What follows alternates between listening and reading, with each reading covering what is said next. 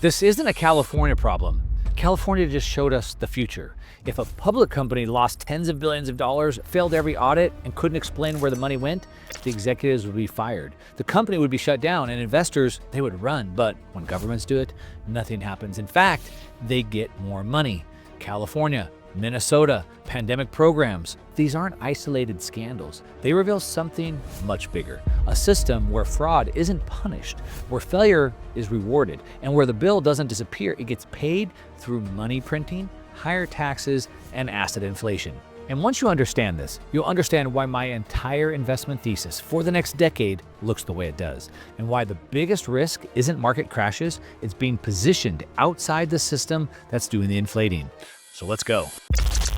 All right, so jumping right in, let's get right into this. And this all matters because what you're seeing right now, it's not just fraud. It's a funding problem. And funding problems don't get solved quietly. They get solved through taxes, through debt, and inflation. Let me give you a sense of the scale of this. Now, during COVID, California paid out unemployment benefits so loosely that fraud estimates now range from $20 billion to over $32 billion. This is the largest unemployment fraud total of any state in U.S. history. $32 billion. That's not a rounding error. That's a structural failure. And it wasn't just unemployment. California spent another $24 to $30 billion on homelessness programs in just the last 5 years. And audits found that the state, they can't even track where most of the money went. And on top of that, homelessness increased by as much as 50% over the last decade. Now, at the same time, the state poured $18 billion into a high-speed rail project that hasn't even done anything. They don't even have a functioning rail line. That's after more than a decade of spending. And then just recently, California scrapped a $650 million next-generation 911 system because it didn't work. If we zoom out here, this isn't just California. Minnesota, it's dealing with what federal prosecutors have described as, quote, industrial scale fraud, with losses potentially reaching $9 billion across food assistance, housing, Medicaid programs. Now, federal investigators have described Minnesota as a magnet for fraud, with programs so lightly controlled that criminals traveled there specifically because it was easy to steal from. Here's why you should care about this. None of this money, it disappears, right? It doesn't get absorbed by the state. It gets replaced. And it gets replaced through higher taxes, through larger deficits, through money creation that quietly reduces purchasing power. So when people ask why taxes keep going up, why inflation never really goes away, and why do assets keep rising in nominal terms, this is part of the answer. And if you misunderstand this, if you think this is just about bad leadership or it's about one-off scandals, you'll position your money for a world that just no longer exists. Now, look, to be fair, this isn't how officials explain what happened, right? The official story sounds something more like, we were in a crisis. COVID shut the economy down. Millions of people needed help immediately. So, of course, the government's just moved fast, right? Verification was relaxed. Guardrails were loosened and, money just was sent out really quickly, right? Speed mattered more than precision, I guess, right? Now, sure, maybe some bad actors took advantage of that. Criminal networks, identity theft rings, organized fraud groups, whatever, right? That's true. Federal investigators have said that pandemic programs were intentionally designed to prioritize speed over scrutiny, and that fraud risk was just considered acceptable trade-off in the moment in California's unemployment system. Now, officials have openly acknowledged that identity verification was minimal. In some cases, a name and a social security number were enough to trigger payments. In Minnesota, state agencies have argued that they were overwhelmed by volume. They were understaffed, operating under unprecedented pressure, right? Relief programs expanded really quickly. But the official narrative goes like this.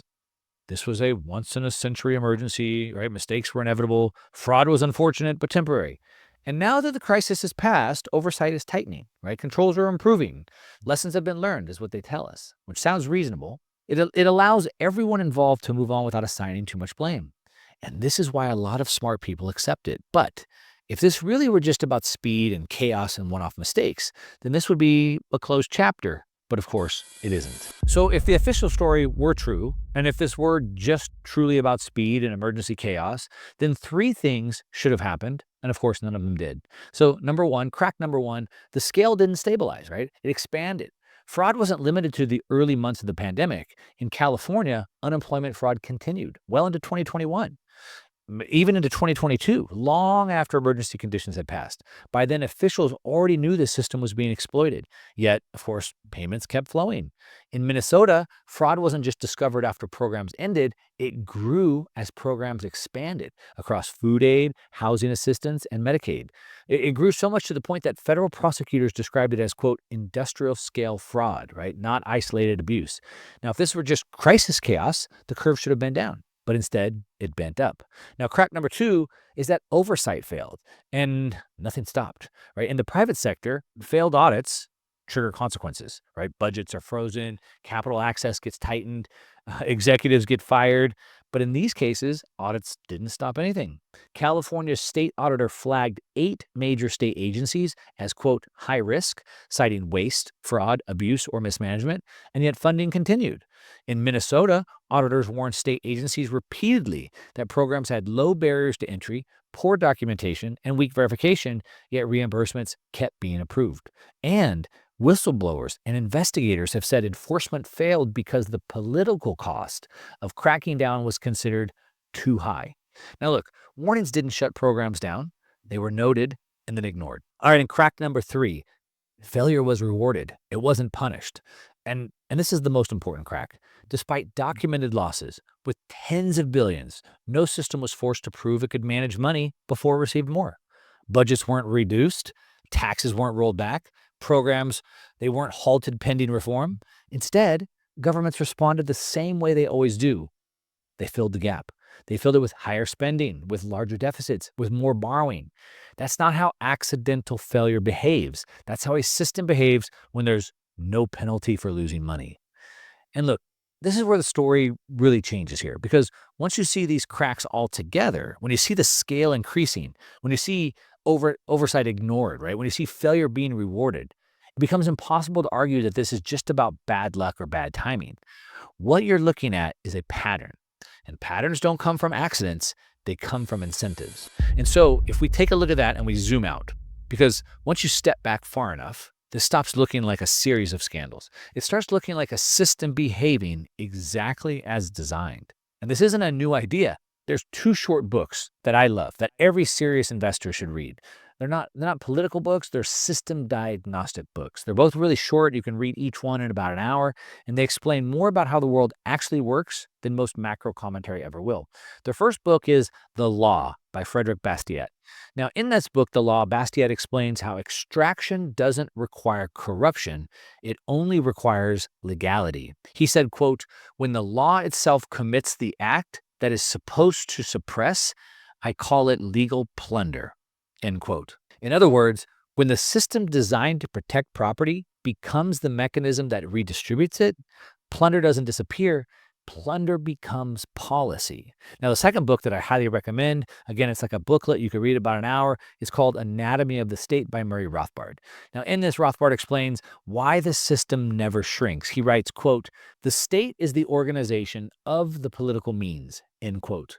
Basically, what he's meaning is that the state doesn't grow by producing value, it grows by organizing extraction. So when programs fail, when money's lost, when audits flag problems, the system doesn't contract, it expands, because failure becomes justification for more funding, for more authority, and more extraction, right? That's not corruption, that's incentives. And if you want to build a real investment thesis, not a trade, like not a headline reaction, you need to understand this layer. Because once extraction is built into the system, then money printing isn't optional. Higher taxes aren't a debate. And asset inflation isn't a surprise. It's the only way the system can keep going. If we slow this down, once you see this pattern, right, the explanation isn't complicated. So we start with this. There is no profit and loss here. There's no balance sheet that forces discipline. There's no insolvency event that shuts things down. There's no moment where the system is forced to stop and say, well, shoot, I guess this didn't work. So when money's lost, and of course it's going to be lost, nothing changes. The system just keeps moving. Now think about what that means. If tens of billions of dollars disappear, that money doesn't get absorbed, right? It has to be replaced. There's only 3 ways to replace it: taxes, debt, or money creation, right? There's no fourth option. So when programs fail, the question isn't, should we keep funding this? The question becomes, where does the replacement funding come from? That's why audits don't stop spending. They document losses, sure, and those losses become justification. Justification for larger budgets, justification for emergency measures, justification for the urgency, right? The urgency is how the money gets approved. But if we, again, zoom out, we can see that replacement funding becomes routine. Cost discipline completely disappears. So the programs, they're not meant to succeed. They only need to continue. That's all. Reform becomes cosmetic. The pressure doesn't stay inside the system, it gets pushed outward onto you and I, the taxpayer, onto the debt markets, onto the currency itself. That's why deficits don't close. That's why taxes trend higher over time. And that's why inflation, it never goes away. That's why asset prices keep rising in nominal terms, even when growth feels weak, even when things feel unstable. And again, this isn't chaos, it's the constraint logic. A system that can't stop spending has to fund itself somehow. And it does that by transferring pressure from the system to everyone operating inside of it. All right. So once you see it this way, then you stop waiting for restraint, right? You stop expecting reversal and you stop being surprised by outcomes that are actually completely predictable.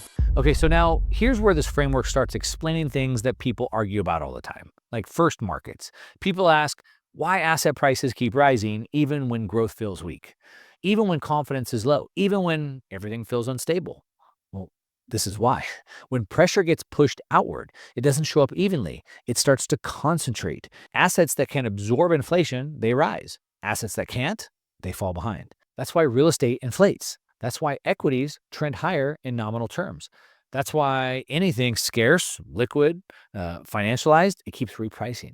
Not because fundamentals are perfect, but because the system needs places to park that pressure. Second is inflation. People keep waiting for inflation to go back to normal. But normal assumes, again, going back to restraint. The system doesn't operate on restraint. It operates on replacement funding. So again, the losses get replaced. Deficits get rolled. Debt gets extended. So inflation doesn't disappear. It pulses a little bit. Maybe a pause, a reprice, but then a repeat. That's why inflation feels sticky, because it's not a policy mistake. It's a funding mechanism. And then finally, third, Bitcoin, right? Bitcoin doesn't make sense until you understand this layer, right? It's not just a tech trade. It's not a hedge narrative. It's a response to a system that can't stop extracting, right? It can't stop printing and inflating. Bitcoin exists because people need an asset that sits outside this pressure cycle. So, you don't have to like it. You don't even have to own it. But once you understand the system, its existence becomes pretty obvious. And then finally, policy debates. Now, this framework explains why reforms never seem to work, why scandals don't shrink government, and why taxes always seem to ratchet higher over time. Not because nobody notices, but because the system can't behave differently without breaking itself. So when you apply this framework, the world stops looking chaotic. It starts looking directional. And direction matters more than headlines when you're positioning capital. What does all this mean for me or for you personally? It means that the biggest risk right now isn't the volatility. Volatility, we can see that, right? It's visible, it's loud, it gets headlines. The real risk is being positioned for a world that just no longer exists. A world where, restraint returns. A world where budgets could tighten and taxes could stop rising. But that world assumes a system that has brakes, right? This system, it doesn't have them. So the mistake most people make is trying to time the outcome instead of structuring around the constraints, right? They wait for inflation to end. They wait for policy to reverse. They wait for things to normalize. But meanwhile, the system, it keeps transferring the pressure. And if you're not positioned to absorb that pressure, you feel it as stress. Rising costs, failing purchasing power, more work for the same outcome. This is why nominal gains, they're misleading. Your account balance might be up on paper, but your position might be weaker. So what matters now isn't about prediction, it's about the architecture that we use, how your assets respond to this inflation, how your income responds to the taxes that go up, how your balance sheet responds to the instability in the system, right? That's the shift. So we want to stop asking, where's the market going next? And instead, we want to start asking, how does my structure behave in this system while it keeps doing what it's doing? Because again, Volatility isn't the enemy, the fragility is. So the goal here isn't to escape the system. The goal is to engineer your life and your wealth so the system's pressure works for you and not against you. Now, once you understand that, then you stop chasing opinions and you start building something durable. So here's the real dividing line. You see, most people are still arguing about whether this system should work this way or should it work that way. But while they do that, serious investors, they accept the constraint. They ask a different question, not, will this reverse, but what does this lead to? What does this lead to over time? Because once you understand the fraud, that waste, the loss, they don't stop the system. They increase the need for the funding. Then the next question just becomes unavoidable. How big does this get? How much money has to be created to keep the structure running? And then more importantly, what does that mean for asset prices 5, 10, 20 years from now? That's why the real risk isn't being early or being late. It's being positioned for a world that no longer exists. So if this framework made sense, if it changed how you see taxes, inflation, asset prices, the next thing I'd recommend you watch is a breakdown I did on where money printing is actually projected to go and what that implies for asset prices in 2030, 2040, and 2050. You can watch that here because once you connect this video to that projection for your long-term investment thesis, it stops being emotional and it starts being structural. I'll see you over there.